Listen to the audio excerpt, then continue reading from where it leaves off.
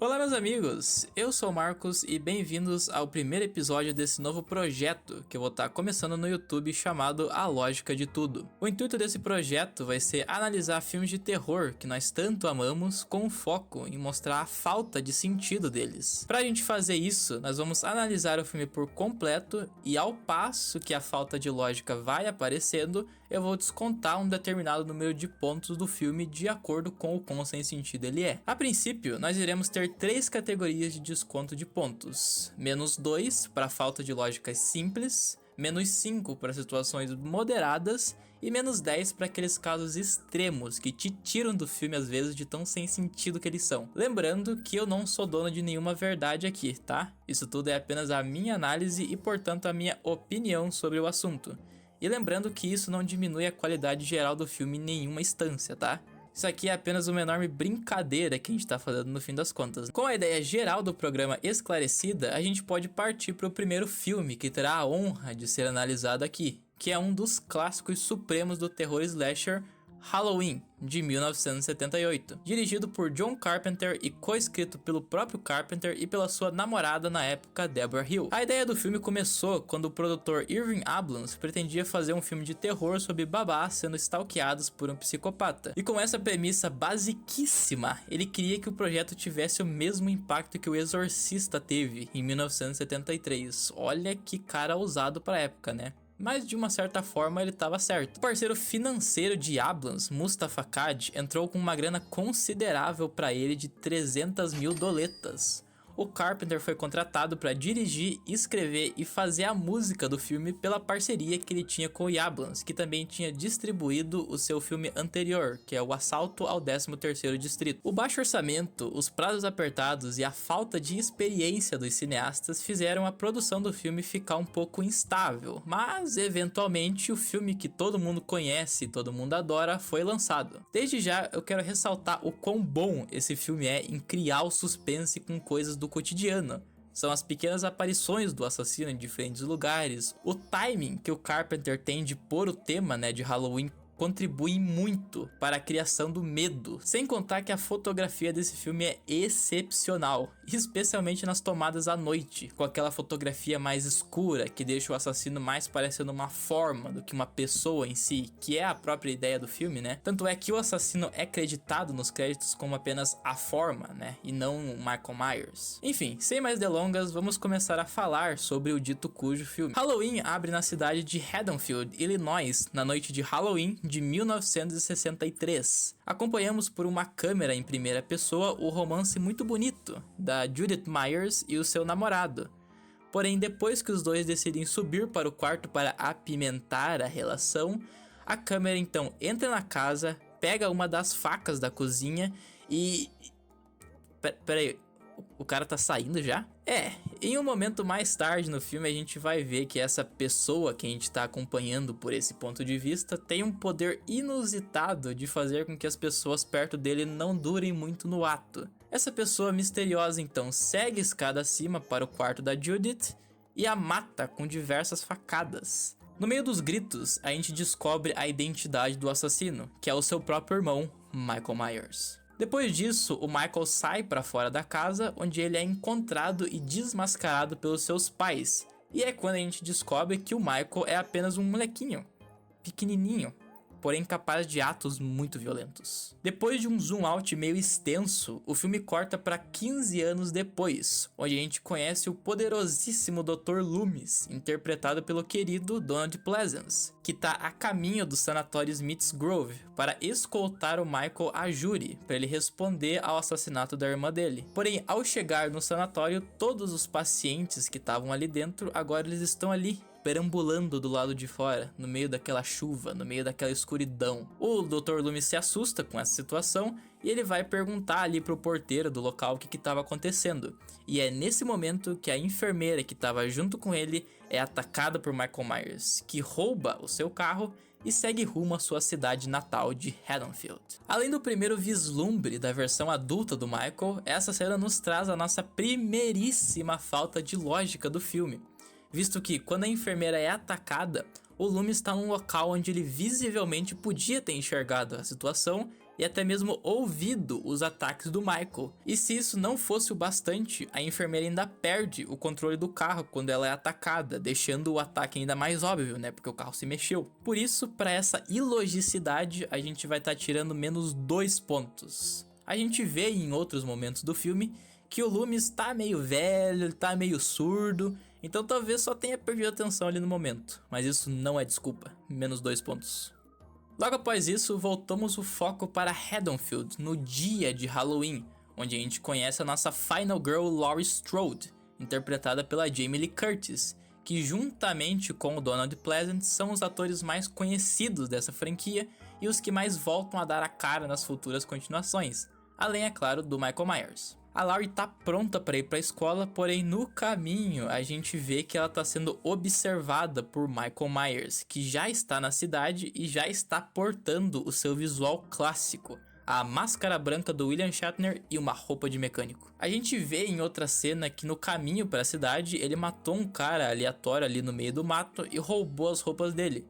Inclusive, essa situação é descoberta pelo Dr. Loomis em uma cena com muita coincidência para ser verdade. O Loomis para num orelhão ali no meio da estrada para ligar para a polícia e ele acha o corpo do cara ali, uns 4 metros para frente. Essa coincidência vai tirar mais 2 pontinhos do filme, já que ela exige uma leve suspensão de descrença para acreditar que o Loomis estava no lugar certo, na hora certa para achar esse assassinato. A partir daqui, o filme vai voltar a sua atenção para criar o suspense em torno da persona do Michael Myers. Então a gente vai ver cenas da Laurie na escola e o Michael do lado de fora a vigiando. Ela voltando da escola com as amigas Linda e Annie e o Michael acompanhando elas com o carro até a pé. E a única pergunta que fica pra gente é por quê? Por que o Michael tá perseguindo especificamente a Laurie? O que ele viu nela? O que ele quer com ela? Ele quer matar, né? Óbvio.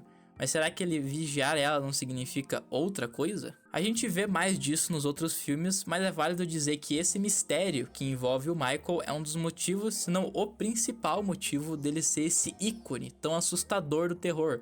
É o fato de que, a Laurie teve o azar de ter atraído a atenção dele e agora é ela que lide com esse pepino aí. Depois da escola, a Laurie volta para casa dela, onde ela tem um vislumbre mais revelador do Michael, quando ela vê pela janela do quarto dela e espiando ela no meio de um varal. Ela fica assustadíssima com a situação, principalmente com a roupa dela, né? Imagina tu ver um estranho com uma máscara branca no meio das tuas roupas limpas.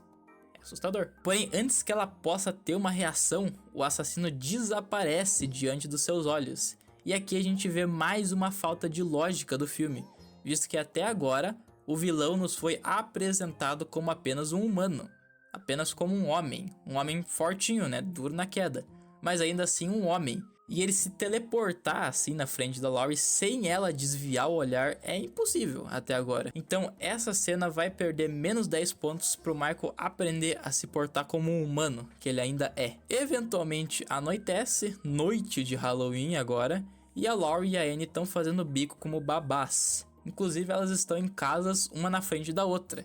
E a Laurie tá cuidando do menininho Tommy Doyle e a Anna da Lindsay Wallace. Só que a Annie não tá querendo cuidar de criança nenhuma, ela quer fazer o bem bom. Então ela larga a Lindsay com a Laurie e se prepara para ir buscar o namorado. E assim que ela entra no carro, ela é morta por Michael, em uma cena que quase perdeu alguns pontos de lógica, porque o carro tá trancado. E mesmo assim o Michael consegue entrar. Mas eu me convenci a acreditar que o Michael aprendeu a fazer lockpick durante o tempo dele que ele tava no sanatório. Então tá suave. Em paralelo a tudo isso, o queridíssimo Dr. Loomis chegou a Haddonfield, alertou a polícia sobre o assassino e à noite ele vai à caça do Michael com o xerife. Inclusive tem uma cena que eles entram na casa antiga dos Myers, aquela da abertura do filme, e aqui o Donald Pleasence dá um monólogo que arrepia até os pelos do pé. Mostra que ele é um puta de um ator e deixa o Michael ainda mais medonho. Aumenta o quão sinistro ele é. As próximas vítimas do Michael são o casal Bob e Linda, que vão até a casa que a Annie tá, porque vejam só, eles também estão querendo fazer o bem bom. Eles encontram a casa vazia, fazem o bem bom na cama dos pais da Lindsay Wallace, que eu acho uma puta de uma falta de respeito. O Michael Myers também acha isso, tanto é que ele usa o poder dele de broxar as pessoas de novo. Ele passa pelo quarto onde o ato tá acontecendo e o cara brocha. E aí, depois de uma performance não tão boa nesse nosso atacante, o Bob, ele desce pra tomar a cerveja dos outros. E aí o Michael Myers não se aguenta. É muito desrespeito pra uma pessoa só. E ele mata o Bob, cravando uma faca no peito dele. A facada faz o Bob ficar suspenso num armário, que é uma coisa muito irreal de acontecer.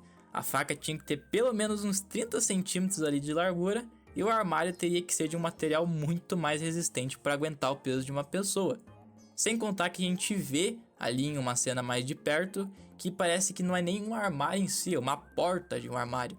Então, menos 10 pontos para essa morte sem sentido algum, porém muito icônica. Logo em seguida, o Michael sobe pro quarto que a Linda tá e dá cabo dela enquanto ela tava ligando pra Laurie. Os gemidos de morte dela são ouvidos pela Laurie, que pensa que ela só tava zoando, né, mandando um gemidão do zap ali. Só que aí, percebendo que as luzes da casa tão apagadas, que a Anne já tinha desaparecido, ela decide ir até a casa ali dar uma investigada. Chegando lá, ela se consagra como uma Final Girl, porque ela começa a achar os corpos dos seus amigos ao redor da casa, o que a deixa muito apavorada. E tudo ainda fica pior quando o Michael se revela das sombras e a ataca. Em mais uma cena muito memorável, quando a máscara branca dele vai se revelando atrás dela na escuridão. E bom, nessa hora o roteiro tá do lado total da protagonista, então ela consegue fugir do Michael, ela se arrebenta toda, cai da escada, corta a mão, tropeça e eventualmente consegue voltar para casa que estão as duas crianças. E aqui acontece uma cena muito estranha, eu vou pedir a atenção de vocês aqui nesse momento, porque ela entra na casa, tranca a porta da frente e tenta ligar para a polícia pelo telefone. Só que o telefone não tá funcionando, possivelmente o assassino cortou os fios, e do lado ali tem uma janela aberta, escancarada. E aí, sem nenhum corte no filme, a cortina começa a balançar, para simbolizar que o assassino entrou na casa. Só que o jeito que essa cena é gravada te deixa entender que, sem a Laurie ter desviado o olhar para aquela janela, o cara entrou na casa sem ela perceber. E ele realmente entrou. Tanto é que o que segue depois disso é mais uma tentativa do Michael de matar a Laurie. Ele dá uma facada, erra a facada e toma uma agulhada de tricô no pescoço. Então, pela estranheza toda que foi essa entrada pela janela, eu vou tirar menos 2 pontos. Porque, de novo, não é impossível que tenha acontecido, mas é muito estranho. Enquanto toda essa perseguição estava acontecendo, o Dr. Loomis estava vigiando a casa dos Myers. E detalhe que o filme mostra que ele não saiu dali. O plano dele era esperar o Michael voltar para casa para eles prenderem ele ali. E aí acontece um negócio inacreditável, que o Dr. Loomis olha pro lado e ele enxerga ali na esquina o carro. O carro que o Michael roubou dele na noite anterior. Ou seja, esse velho é realmente surdo e cego. Como que ele não reconheceu o carro dele estacionado ali, cara? Meu Deus! Bom, como essa não foi a única vez que a gente vê, né, que ele tem problemas de algum dos sentidos ali, eu vou descontar menos 5 pontos, apenas. Bom, depois dessa burrada do Loomis, ele sai ali pra averiguar a vizinhança e ver se ele não acha o assassino. Voltando pra Laurie, depois da agulhada no pescoço, o assassino cai no chão, só que ele não tá morto não. Então ele levanta e persegue a nossa Final Girl pro segundo andar, onde ela mais uma vez dá um jeito de derrubar ele, dessa vez com um cabide de roupas no olho. E dessa vez tem que ter morrido, né? Bom, ela manda o Tommy e a Lindsay saírem na rua ali gritando por socorro, e os gritos deles são ouvidos pelo Dr. Loomis, que entra na casa e chega para dar cabo do Michael, que não tinha morrido coisa nenhuma. Ele vai e dá 6 tiros no peito do Michael Myers, que cai da sacada da casa, aparentemente para sua morte. Só que quando o Loomis vai dar uma olhada, o assassino desapareceu. O filme então fecha com o Donald Pleasence dando uma encarada sinistra e vários shots dos lugares que a gente viu ao decorrer do filme, com a respiração do Michael Myers no fundo, simbolizando que ele é a pura maldade e que ele tá em todo lugar. Bom, depois dessa nossa jornada pela origem do Michael, da Laurie, da franquia Halloween como um todo, vamos ver como é que ficou o nosso sentidômetro do filme. Halloween, de 1978, perdeu 31 pontos de ilogicidade. sendo 6 pontos de elasticidade simples, 1 ponto de moderado e 2 de elasticidades extremas, restando 69 pontos de lógica para o filme, o que o deixa na categoria aceitavelmente ilógico. E foi isso, meus amigos. Eu espero que vocês tenham gostado. Se vocês gostaram, deixa o like aí embaixo, arregaça o botão do like. Se vocês querem ver novos episódios desse projeto aí, comentem aí embaixo, enviem sugestões para os próximos episódios. Também escreve aí o que você concordou que não faz sentido nesse filme, o que você discorda e principalmente deixem outros filmes que vocês queiram ver sendo analisados aqui nesse canal. Também não se esqueçam de seguir o A Lógica de Tudo em todas as redes sociais e a gente se vê por aí. Até mais!